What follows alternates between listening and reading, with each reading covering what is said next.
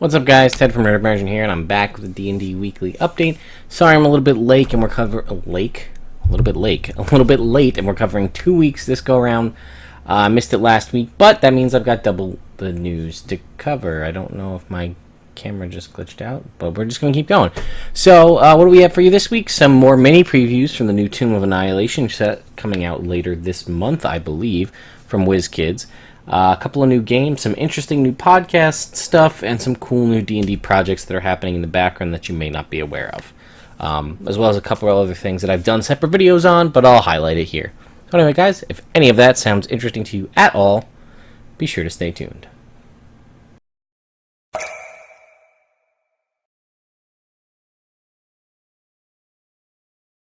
Alright, so first of all, we talked about this earlier. This was something announced at the Stream of Annihilation.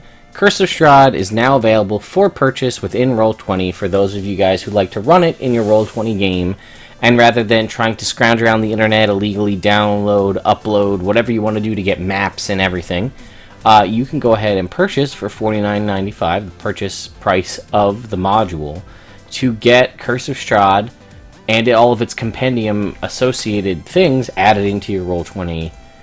We can take a look at some of the pictures here. It's kind of hard to see, but this is all the magic items and things are added in. You'll have all of the compendiums and the handouts all clickable for you within your game. You'll have access to your maps and various levels there. You can see the castle and kind of cool isometric views. So let's see exactly. 350 hours of campaign preparation. 30 battle maps enhanced with dynamic lighting. Reminder that if you purchase these things, they come with, even if you don't have a tier of Roll20 that lets you use dynamic lighting, the dynamic lighting is enabled for these. High Common and Complete Taraka decks. Original Castle Ravenloft maps in top-down format, exclusive to the Roll20 version. Hey, that's cool. That I did not know. I believe, I haven't seen it because I'm playing through it in a while, but I believe all the maps of Ravenloft are like this isometric 45-degree view, but I guess now they're saying they give you top-down views exclusive to Roll20. Isometric reviews for references player handouts and also as interactive maps on the tabletop. Rollable tables of all shapeshifters in the adventure. This means that you can easily click to change Strahd von Zarvit's tabletop token from his human form to his wolf form, bat form, mist form, etc. Rollable table for the Gothic Trinkets table. A deck of illusions as a playable card deck. Players can draw a card from this deck and it will immediately place a token of a random creature on the tabletop. That's super cool. Statted tokens featuring original artwork from D&D tokens, or from Dungeons & Dragons tokens, are linked to character entries in the journal with Roll20 5th edition OGL character sheets and clickable actions. Cross-linked handouts throughout the adventure. So you get all that done for you, and it's all ready to go. And once you have it, you always have it. So if you're looking to play and you're going to play Roll20 exclusively, this may be a route for you to go. These are out. D&D Character Sheets. Don't buy them. Save your money. I did a review on it here on the channel. If that interests you, you could go ahead and click and find it. I'll post a link in the description if you really want me to. But honestly, save your money. It's $10 to get 95% of these things are free for download, and download for free from the Wizards of the Coast website. You don't even have to do hunting and pecking to find these things that like people secretly uploaded. No. You can get them from Wizards. Most of them are what you're already using. You're not really looking at anything different. Save your money. Don't buy these. But they're available in case you want this D&D folder. That's basically the only thing you'd want it for, is the folder. So WizKids has some previews. I have some of their minis, and I've found a couple others. So this is Raz Nasai. He's one of the main villains of Tomb of Annihilation. They also did this Marrow mini, but it's like super hard to see, but we can tell that this one looks like it has like a harpoon gun or a crossbow, and this one has a trident. So 2 Marrow figures, similar to what we've got in the more recent WizKids mini launches, where you get alternative ones, like some would have a bow, some would have a sword, a hammer, a spear, things like that. And then these, I've been told they're official, but I don't know, but they look official 3D renders for some of the upcoming minis. So you have this kind of cool Aztec looking skeleton, a red cap.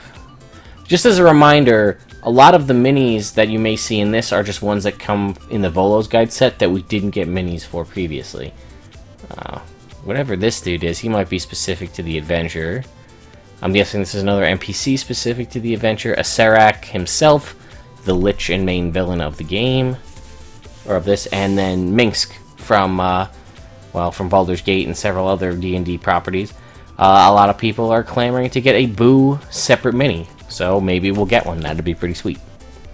Wolfgang Baur from Kobold Press was on Dragontalk last week, and big news, Tome of Beasts 2 Electric Beastaloo. So, the folks from Tome of Beasts, aka Kobold Press, are working to put together a Tome of Beasts 2. Very similar from the mentality we get from Wizards of the Coast, where they don't want to release a monster manual to, but they'll release a Volo's Guide to Monsters. It's a design decision that they made. I'm fine with it. But I don't know, I think it's kind of silly, personally. But hey, you know, everybody do their own thing. So Tome of Beasts, Kickstarter should be coming out sometime later this year. I've already reached out to the folks at Kobold Press, and at some point in the future, us here at Nerd Immersion will be playtesting some of those monsters in our own campaigns, so be on the lookout for that. Also, there's Lore You Should Know on Dinosaur and People. So there you go. Not a whole lot to show here, but on the D&D Tumblr, weird that they only really posted it on their Tumblr account. I mean, versus like their Facebook. There was a little bit, but there's more of it here on their Tumblr, which is another thing to point out. D&D Tumblr is a thing that exists, and they post other things on their Tumblr that they don't post elsewhere. They were posting all of the kind of background information on all of the Demon Lords. They posted it on their Tumblr account, but not on any of their other social medias. So make sure you stay in the loop with all of D&D social media, because you may miss something. But they participated in the Seattle Pride Parade, and then they just wanted to show off some of the cool stuff they did to prepare, with some rainbow color treats and the rainbow D&D buttons, rainbow cakes, and even some rainbow decorations to, I don't remember the name of the dragon, but that's in the lobby of Wizards of the Coast. So, very cool. Furthering the fact that D&D is for everybody. And, you know, there's no silos here. Everybody can play D&D, everybody can enjoy it, and that's the way it should be. Now this thing, Codename Entertainment's Idle Champions of the Forgotten Realms, I for the life of me can't really figure out what this is about. So it's a game that's coming out later this year, and it's an idle clicker game. Maybe I'm just disconnected with video games, and it's entirely possible. I haven't really played a video game. I purchased most of them, but I haven't played one in a long time, not since Breath of the Wild, really. I just have a stack of plastic-wrapped video games, but I don't know what an idle clicker game is, so if one of you guys could fill me in on that, that'd be awesome. So this Codename Entertainment, they made this Idle Champions of the Forgotten Realms, the world's first idle clicker game set in the celebrated universe of the Forgotten Realms. Excuse me. The game is the studio's first licensed video game in the partnership with Wizards of the Coast. Idle Champions will take players on an epic quest through the fabled Sword Coast. Newcomers of the world of Dungeons & Dragons will learn about their new home through the game. Seasoned fans will have the opportunity to revisit popular storylines and even learn new knowledge as they play. Force Grey fans will also discover familiar characters in the game at launch. 2 of the starting 10 champions are taken from the popular series. From launch, the game will feature scheduled updates every month with new campaigns and regular events, including the recently announced Tomb of Annihilation adventure. It sounds cool. I don't know what the hell it is, but I think it sounds cool. There's a video which doesn't really tell you anything. It just has a lot of background clicking, and it makes the eye stalks appear on this beholder. Again, more information on Idle Champions of the Realms. This is from VentureBeat. I didn't think I saw anything specific. Game challenges players to assemble a party of champions and master the art of formation strategy. As players unlock new heroes, upgrade them, and collect gear, they will reveal each hero's special abilities. I mean, it sounds like a cool game. Like, it has functionality. The clicker video is something new for... something new for D&D, which is focused on traditional RPGs, like Baldur's Gate and MMO, like Neverwinter. And strategy games. Incremental games, though, have a number of RPG elements, so this could be a fun fit. Idle clickers games require deep levels of content as part of the design, where you upgrade your heroes, collect unique gear, and unlock new champions. It's an ideal match with the deep lore rich in D&D. On another note, Idle Champions is the perfect complementary experience for tabletop role-playing game. Features fans' favorite lore, characters, and locations. Again, it sounds cool, and apparently Minsk is one of the characters, Minsk and Boo. So, you know, that, again, very cool, but I still can't figure out exactly what it is. I also, on my own, I have not done any research. I'm just going off of what I know, and I've never heard of that. So, somebody help empower my laziness and just tell me what I'm looking for. 2017 out-of-print declaration list for Wizards of the Coast. This is a thing they update every year with books that are no longer in print. Looks like most of these are novels, not so much D&D source books. Fire in the Blood and Ashes of the Tyrant are, in hardcover anyway, those are two of Aaron M. Evans' books that tells the tale of Farida and the Brimstone Angels. A lot of these don't really jump out at me. They look like they're mostly hardcovers, although some of these are paperbacks. Cleric Quintet trade paperback. That is another one of R.A. Salvatore's books that takes around a group of 5 clerics. Brass Dragon Codex hardcover. The premium 3.5 Spell Compendium hardcover is out of print. Elminster's Forgotten Realms Against the Slave Lords. So there's a lot of, I mean, you know, I think it's basically if you want to return them, they must be received by January 10th, 2018, or they will not be returned because they are out of print. I wanted to do a quick update in case you guys were unaware. The Wizards of the Coast official D&D Twitch has really stepped up their game to add a lot of stuff. Most of it is, you know, with community streamers. So now Dragontalk is live on Twitch Mondays at 2 o'clock. D&D News, which again I didn't realize was a thing, is Tuesday at 3:30 p.m. These are all Pacific times. So this is actually news to me that this is even a thing, D&D News.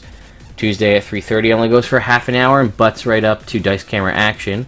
Then we've got Maze Arcana's Fury Reach, Misclick's D&D Risen, Maze Arcana's Fury Reach again the next day, Girls Guts Glory Thursday at 2, High Rollers Uncharted Territory Fridays at noon, and Dragon Friends. So again, and Girls Guts Glory also does a Q&A after the fact, because their episodes are a little bit on the shorter side. So I'm actually going to have to tune into one of these D&D news and see what it's actually about. These are all available on their Twitch channel to view after the fact. So, but I just want to make you guys aware that there's a lot more going on. There used to be Dice Camera Action, and before Dice Camera Action, it used to be once a year whenever they did the extra live stream or the occasional other playthrough of a different adventure, but that was about it. D&D Beyond Phase 2 and 3 came out all in one earlier this week. I have a separate video that I've done on this. It'll be releasing sometime during this week if you're curious to check it out. But you can go right over to dndbeyond.com to check it out for yourself. This now has homebrew features as well as the ability to create a character. I think it's a little wonky. I haven't tested it out on mobile, but on the computer I think it could use some work. I don't like that it makes you go through most of the effort of creating your character before you determine what your ability scores are. That is, by definition, in the player's handbook, the first thing you're supposed to do is come up with your ability scores, whatever method you're going to come up with them. So I personally don't enjoy that, and I think it's a little clunky at its current design, but it is cool because you can add homebrew stuff, and you can see other people's homebrew things. Homebrew spells, homebrew monsters, homebrew magic items. So that is pretty neat. And Dan Brown is on the D&D Dragontalk, talking about the TSR old days, as well as a whole almost 40-minute long section with Jeremy Crawford about sage advice on rules and ruling for 5th edition. Another one I'm going to have to check out because he had 40 minutes worth of stuff to talk about rules for D&D. So maybe this will help clear up some of your questions or my questions about the various D&D rules out there. And lastly, this is a spotlight. I did a separate video on this, so I won't belabor it too much, but I just want to spread the word for people that only come and check out these videos and don't view anything else. D&D 5e Dawn of the Dark Mistress. You can check it out on Facebook. There'll be a link in the description. This is a fan project. It's free. They're looking for people to come and check it out and spread the word, help edit. If you're an artist, they're also looking for artists to help with writing this book. It's going to be an adventure designed to take you from character level 1 to level 10 and it takes place in the land of Barovia after the events of Curse of Strahd. Your players come through, they do everything they need to do, they depose Strahd, whatever they gotta do, take him out, and this happened shortly after where that vacuum of power was left, where Strahd is gone, and then this Dark Mistress takes over, and this is a playthrough of that. So I think it's very cool. It's a fan project. It has a lot of love in it already, and the kind of intro mission to get you ready to start the game is available on a Google Drive right there. You can download it for free. You can play it, although I highly recommend that you wait a little bit. I definitely read it and you know, provide your feedback, but it's very much set up to like it will continue, and there's definitely some stuff that you would not have the information for if you try to just play it by itself. Although I do plan to play through this on the channel when it comes out in full and possibly in playtest mode to help figure some things out. It's very well written so far, minus grammatical errors on the first run through, but it definitely has a lot of love to it, and it does seem like it's going to be really good. And again, it's free, so it's not like I'm being paid to say this. It's free, and I think it's worth checking out. So anyway, guys, that's pretty much it for me for this week, these past 2 weeks. So you can go ahead and check out some of the videos up here above. Reminder that 3rd of July, so probably later today by the time you're watching this video, is our final episode of Out of the Abyss. We've been playing it for 26 episodes. We're going to start this off actually playing as the Demon Lords, fighting each other, and then when whoever are the last Demon Lord standing, the players will then come in to fight the remaining Demon Lord, and then try to put them banish them back to the Abyss. So that should be really fun. Wow, totally lost my train of thought on that one. But anyway, make sure you come and check that out. And then, as well as the other video will probably be Horde of the Dragon Queen. That plays every other Monday night where we play. We've been about 15 episodes into Horde of the Dragon Queen, and we are still on our way north, heading towards the city of Waterdeep. So, it's an all-lady crew. They have a lot of fun times and a lot of silliness as well. So it's definitely worth coming and checking out. And I'm really desperately trying to remember what I wanted to say. I just completely lost my train of thought. So, and you can always click over here on to the left of me to subscribe to the channel. We are also extremely close to 2,000 subscribers here on YouTube, which is very exciting. We have broke 600 on Twitch. We're going to be doing a bunch of giveaways in the month of July. July is my birthday month. It's also Magic Item Month here on the stream, where people can spend IRL dollars or Twitch bits to buy magic items for the various players in the various streams. So that's a fun thing. Oh, and now I remember what I wanted to do. Tomorrow night when we're playing, or I guess tonight by the time you're watching this video, when we are playing Out of the Abyss, there's going to be a live giveaway during the stream. You have to be in the stream to win. We're going to be giving away a cool Underdark themed official D&D character folio. So you have to be logged in on the stream, and there'll be a message going up over the break. You have to be there when we return from the break, and then the winner will be announced then. So be on the lookout for that. Anyway, guys, I think that's pretty much it for me for this week. Hope you enjoyed it. Oh, also, this was the other thing. Reminder: the 3rd is the first Monday of the month. That should mean a new Unearthed Arcana. So be on the lookout for a video coming out on that as soon as I can possibly make it. So, anyway, guys, hope you enjoyed my little video, my rambling here at the end, and I'll see you next time.